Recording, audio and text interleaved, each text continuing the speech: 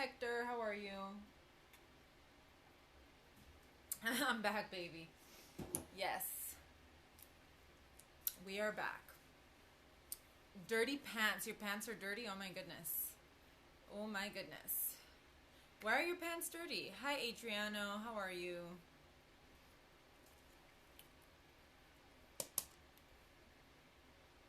So what's new with you guys? It's been a while since I've done one of these Thursday things. I've been sick. I have not been feeling good, so I haven't been doing this. Hi, Boblog. How are you? That pants on your chair. Oh, you can see them? They're my dad's. They're my dad's work pants. I'll put them down here. They're my dad's work pants. I don't know why they're up there. I should actually put them. I shouldn't throw them on the floor. I should put them on the table. So, I know I didn't get time to fix the studio today, you guys. So I've just been busy, with a lot of stuff, with a lot of mysterious things going on. So laundry, no, I actually did laundry yesterday, I think, or the day before. So I've just been busy with other stuff. So anyways, you guys, today I'm going to be talking about, oh, well, for those of you that don't know who I am, but I think most of you guys know who I am, my name is Marisol. I was diagnosed with late-stage Lyme disease about 5 years ago. I can't even remember. I think it was 4 years ago. Oh, by the way, the chat is limited. If you're not following me, follow me and I'll follow you back. You'll be able to chat if you follow me. I love the way you pronounce your name. Marisol. Well, that's the way you're supposed to pronounce it. I mean, most people say Marisol because, you know, they speak English, but the right way is Marisol. So I was diagnosed with Lyme 4 years ago. I went through treatment. It did not work. So now I periscope about lots of different things, but on Thursdays I try to periscope about chronic illness or anything that's going on in my life. I used to do book reviews before, and then I scoped about Lyme disease in May. But now I'm just talking about whatever, hi Kryptonix, I'm talking about whatever kind of health issues or anything relevant to chronic illness. Maybe I'll do a book review here and there, or maybe I'll just switch it up. I'll do different types of topics. But if you guys want more information about my particular case, you can go to my YouCaring page, youcaring.com / Marisol has Lyme. The link is in my profile. You can also check out my previous scopes for the month of May, which was Lyme awareness. They're on YouTube. The link is also in my profile. Also check out my Amazon wish list. Thank you. I just talked about my Amazon wish list. It's up. And I might be doing some YouCaring fundraising this coming at the end of this month, so I'll keep you guys posted on that. So, hi Watch Channel. So today, thank you for the hearts, by the way. So today what I'm going to be talking about is something that has happened to me recently, this isn't, I mean, I've been having, a lot of things have been going on. I've been really sick, and there's a lot. When you're a chronically ill person, it's basically like this huge kind of umbrella of different things. But this is one of the latest things that has happened, and it's kind of driving me insane. But I'm going to give you guys a little bit of background, and then we'll talk about what's happening with me. So, like my title says, hi Ewan, how are you? Hi Martin, how are you? Like my title says, maybe she's born with it, or maybe it's a rare disease. Did anybody get that reference? Did anybody get how I was trying to be kind of funny with that? Not a very funny person, but I was trying to be, clever. Maybelline, there you go. Very good. So, I'm going to talk about rare diseases today. Apparently, rare diseases they're rare, but they're more common than you think, I guess. It's kind of weird. So I'm going to tell you some statistics, and then I'll tell you why I'm talking about rare diseases today. So according to the National Institutes of Health, a disease is considered rare if it has a prevalence of fewer than 200,000 affected individuals in the United States. So how many people are in the United States? It's like 500 million, right? It's like somewhere in the, 300 something million, something like that. So a disease is considered rare if only 200,000 of those people or less have that disease. So that's what makes it a rare disease. There are roughly 7,000 rare diseases currently identified. I don't know if this is specific to the United States. I tried to make it specific to the United States, but that statistic I'm not sure. So there's roughly 7,000 rare diseases currently identified. Yeah, that's a lot. That's a lot, and it sucks because of those most of those rare diseases don't really have many treatment options. About 1 in 10 people in the U.S. have a rare disease, so that's about 30 million people. So it's kind of funny. They're rare diseases, but there's 1 in 10 people have a rare disease. So it's like really common, so the statistics are kind of funky, 50% of these people, so about 30 million, 30 million people have a rare disease. 50% are kids. So that's 15 million children that are affected by a rare disease. 9% are caused by abnormal genetics. No, I'm sorry, 80% are caused by abnormal genetics. Sorry, I didn't read my own writing. 80% are caused by abnormal genetics. Over 6,000 rare diseases are characterized by a broad diversity of disorders and symptoms that vary not only from disease to disease, but also from patient to patient suffering from the same disease. I don't know the numbers affected by Lyme, but Lyme is not a rare disease. Lyme is actually an extremely common disease. They say that it's an epidemic. So Lyme disease is the opposite of this. And I'm going to tell you how all of this ties in together. So rare diseases are very they have a lot of weird symptoms and things like that, but it also varies from person to person within the same disease. So 2 people can have the same rare disease, but it's going to manifest differently in each person. Hi, Sugar Magnolia. So that also complicates diagnosis and treatment. The lack of scientific knowledge and quality information on the disease often results in a delay in diagnosis. The need for appropriate quality health care engenders inequalities and difficulties in access to treatment and care. This often results in heavy social and financial burdens on patients. And I will also talk about this. All right, the ongoing implementation of a better, comprehensive approach to rare diseases has led to the development of appropriate public health policies. Important gains continue to be made with the increase of international cooperation in the field of clinical and scientific research, as well as the sharing of scientific knowledge about all rare diseases, not only the most recurrent ones.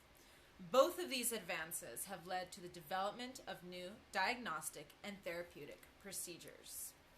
So basically, what that's saying is that we just need a better approach to diagnosing this stuff, and I do honestly believe that. So how do these things tie in to my situation? Well, I recently had I don't want to say recently. I went to a neurologist in June, or July. It might have been June or July. If you check out my YouTube videos, one of the symptoms that I talk about with my quote-unquote Lyme disease is that I have problems with the muscles on the right side of my body. So I'm kind of lopsided. You can't really see it here, but my physical therapist told me several times. The link is in my profile. So my physical therapist told me, she's like, your body's kind of sideways. It looks like you're being pulled down and back. And I was like, well, whatever. It's just Lyme disease. It's just Lyme disease, whatever.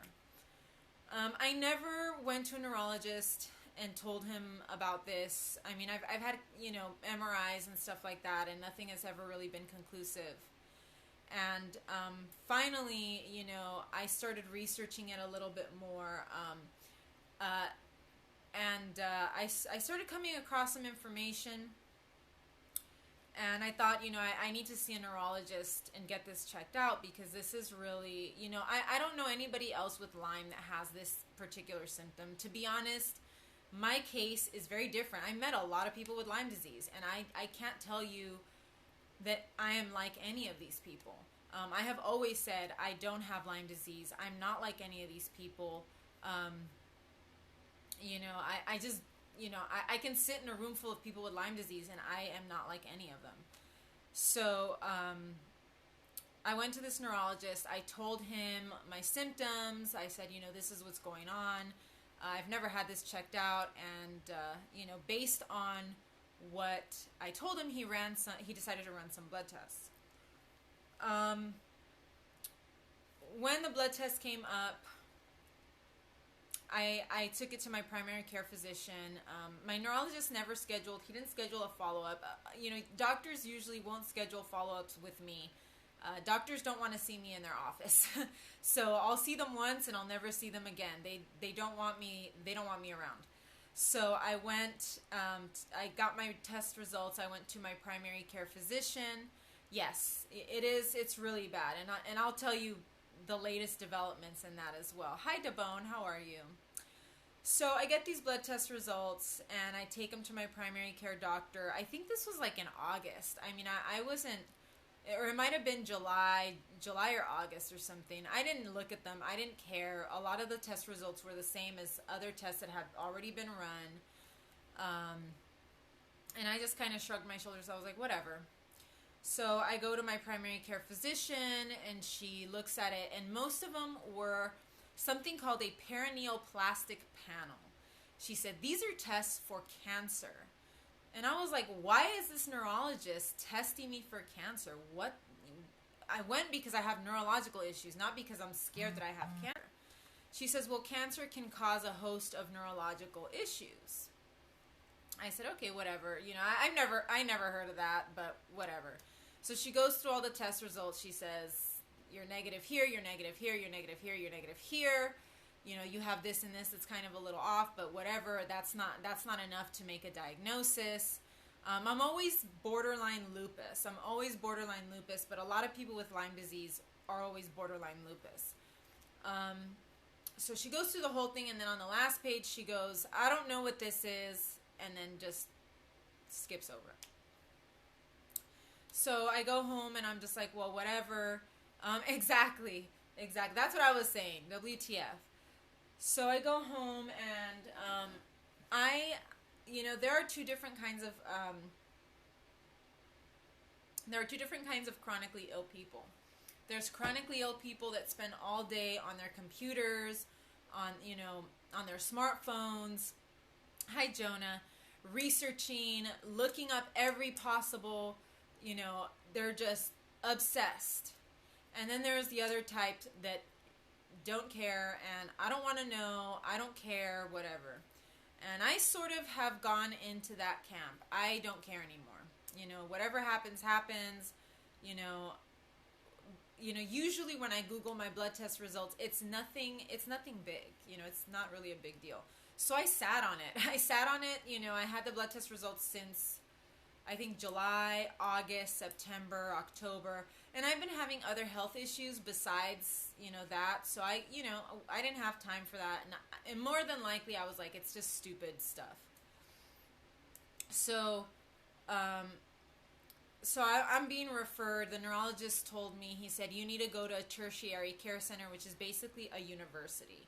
And I've been on the, I had my documents sent over there, and the university will not return my phone calls. And I'm just like, whatever. I don't even care. This is my life story. I go to the doctors. They can't find anything. They don't want me to come back. Blah, blah, blah, blah, blah. So I've seen maybe 4 or 5 doctors this year. One time. I see each doctor once, and I never go back again. I've had doctors say horrible, horrible things to me.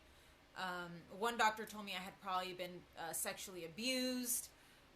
Another doctor said, are you thin because you want to be thin? And, I just sit there, and it's like, you know what, I just need to get out of here, So yeah, they're all assholes. So finally, I'm thinking this university is not returning my phone calls. They say we'll get back to you, and I'm like, something's going on. Yes, this is all in California. This is all in California. I can't really travel, so I'm not going anywhere else for my health care. So I finally decided, a few weeks ago, I said, you know what, I gotta figure out what this thing is.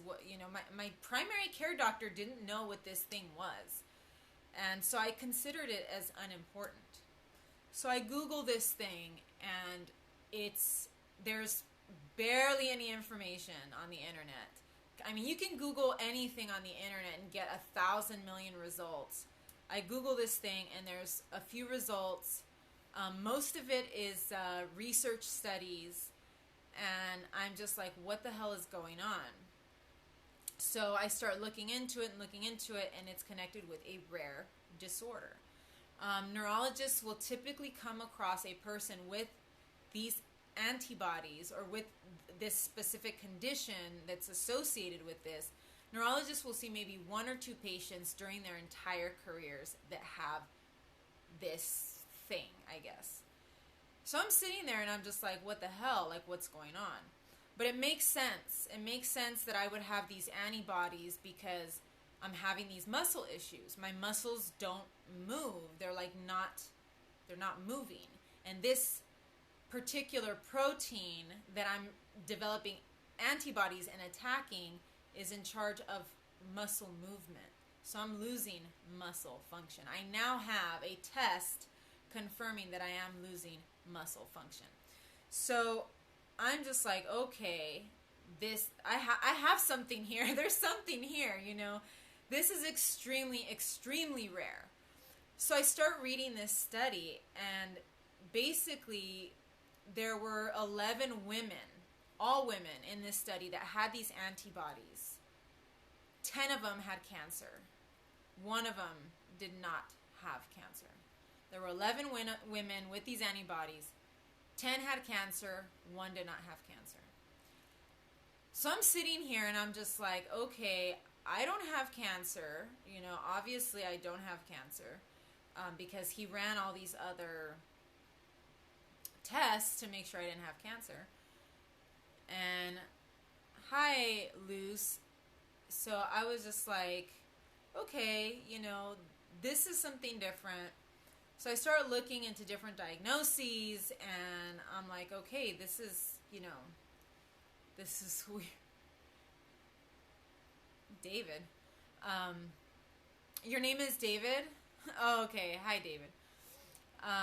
So I'm just like, okay, what's happening? I've got something here. I've got something, this is weird.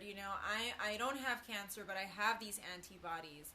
So now I'm going on Facebook groups, and I'm going on, Google searches, message boards. I'm looking everywhere I possibly can to sort of figure this out. And I'm just like, what is going on? So that's where I'm at. But the university will not return my calls. So right now, I just got accepted into 2 more Facebook groups for this condition. So I'm trying to get some information from them. But the only person that can interpret the results is a neuromuscular neurologist. And they don't want to return my phone calls. So, I'm kind of sitting here. Hi, wonderful Carrot. How are you? So I'm kind of sitting here like, what do I do? What's going to happen to me? And my health has been on a steady decline. The last few months have been really hard. I'm developing other health issues besides this blood test. And I'm kind of like, what's going to happen to me? So I think, one of the things that I think doctors overlook the fact that there are multiple diagnoses within one person. You can have a rare disease and a common disease. Lyme disease is extremely common. They say that it's an epidemic. It's endemic in Canada, meaning that it's throughout the whole country. and it's becoming an epidemic in the United States, apparently. It is not a rare disease. It's not a rare disease. This other thing is a rare disease. Now, could I have both an autoimmune condition and a bacterial infection? Yeah, I think so. Anybody can have both. But I think doctors are very single-minded when they're thinking of, a condition. If they're an infectious disease doctor, they're going to think it's an infection. If they're a, rheumatologist, it's an autoimmune condition. I saw a rheumatologist, and he basically told me that my light sensitivity, my neuromuscular issues, he says, that's all psychosocial. It's in your head. It's basically in your head. So it's all psychological. Now I have a blood test showing me that I am losing muscle function, but I don't think doctors are stupid. I think doctors know exactly what they're saying. And they will tell you whatever stupid thing to get you out of their office. Hi, Oyster J. How are you? So I think that's basically what's happening in my case, is that I'm having doctors telling me, there's either nothing wrong with you, or you don't need treatment for this, you don't need treatment for that, because they just don't want to do it. They don't want to treat a condition that is difficult to treat, or that is rare, or that is complicated. So that's sort of my experience and what I've been seeing. And now that I have these antibodies that are extremely rare, I don't know. I'm trying to get to see a doctor, but they're not returning my phone calls. So it's really one of those situations where I'm stuck between a rock and a hard place, and it's like, what do I do? So yeah, I'm just trying to get a lot of information about it. I'm trying to gather more info. It happened to me when I had a pilonidal cyst in my back. A doctor didn't want to treat it. Ooh, I'm going to Google that. Pilonidal cyst. What is that? What is that? That is, I know a cyst is like a lump. I had to go to another doctor. Yeah, I think a lot of it is just economic. It's money. It's money. I'm on Medicare. I'm on Medi-Cal. Doctors, they can't do anything with that. You're limited in what you can do. So, I just think that that's, when it comes down to it, it's money. It's all money. I hear Canada, a lot of people swear that Canada is like, they have the best healthcare and this and that. They don't have the best healthcare. They have socialized healthcare. They have free healthcare for everyone, but their healthcare system is pretty bad. There's people that will go from Canada to Mexico just to get some, medication or healthcare, whatever, because the healthcare up there isn't that much better. They have long wait times. They have, difficulties getting their prescriptions. So their doctor told me he worked, the first doctor, and should have been able to treat me. Yeah. Oh yeah. I had a rheumatologist. I had a hematologist. I had a hematologist run some tests on me last December, and he tells me, you need to find a rheumatologist. I said, can you recommend someone? He said, oh, I'll get back to you. Never got back to me. I found a rheumatologist. I went and saw this rheumatologist, and he said, I know that hematologist. He refers all of his patients to me. He thought it was weird that he had not referred me over to him. The reason he didn't refer me is because he didn't want to. He knows that I don't have, or at least at that time, he knew I didn't have an autoimmune disease because I was referred to the hematologist by the Lyme disease support group. So he wasn't going to refer me to a rheumatologist. If you have Lyme disease, you're not supposed to go to a rheumatologist. You're supposed to stay away from rheumatologists and actually find a doctor that is experienced with Lyme disease. But in my case, I think it's getting very complicated because I have a lot of different issues, and the list is growing bigger and bigger and bigger every day. On top of the fact that you have, that I have probably something infectious and something autoimmune, I also have a huge level of inflammation in my body. So I have a lot of inflammation. And inflammation contributes to other health issues. Inflammation also contributes to cancer. Hi, Eric. How are you? So, it's just this cascade. You have one thing, and then it becomes one other thing, and another thing, and another thing. And that's why you'll often see, hi Browns, how are you? That's why you will often see people who are poor tend to be more sick more often, suffer from chronic illness even more, hi Monkey Palm, than people that have money. That's just the way that it goes. People that have money, they have an illness, and let's just say they get to an answer a lot faster than the rest of us. A friend of mine had leukemia. Hi, California Lifestyle. A friend of mine had leukemia several years ago, I think over 15 years ago. And he had a stem cell transplant, and he survived. Yes, money plays a huge role. Hi, how are you? I've been sick. I've been really sick. Watch this replay. There's a lot of interesting information. But my friend, he comes from a wealthy family.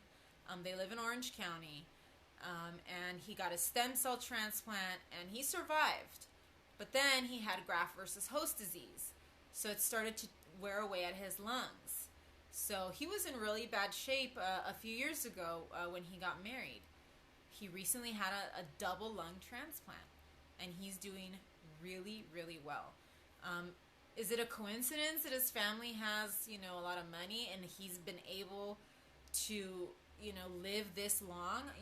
A leukemia diagnosis as an adult is a death sentence, and he's still here. He's still alive, and a lot of it, I think, is socioeconomic. If you have money, you are going to live, and you can travel.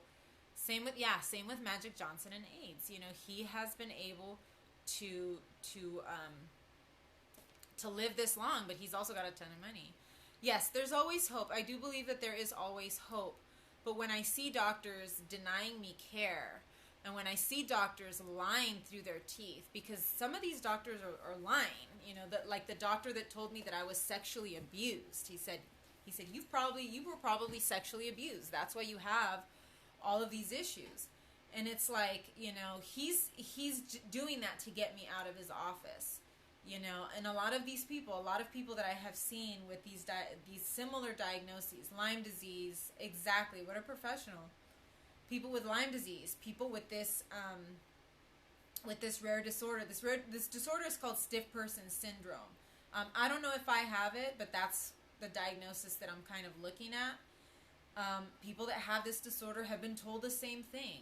It's psychosocial. It's there's another word for it where it's so psychological that it actually causes you to have the signs and symptoms. They look at it as a business, not as healthcare. Exactly.